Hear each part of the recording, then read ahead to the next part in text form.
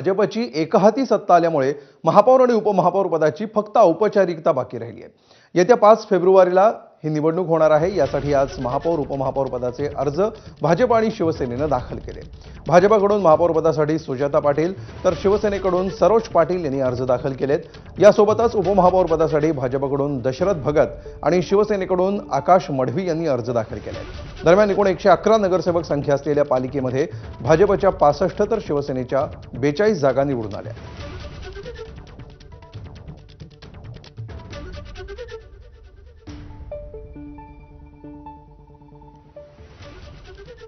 आज सुजाताताई पाटील यांचं नाव महापौर पदासाठी आम्ही त्यांचा अर्ज सर्व नगरसेवकांच्या उपस्थितीत भरलेला आहे आणि उपमहापौर या पदासाठी दशरथजी भगत यांचं नाव या ठिकाणी जाहीर झाल्याप्रमाणे त्यांचं नाव या ठिकाणी फॉर्म आम्ही भरलेला आहे।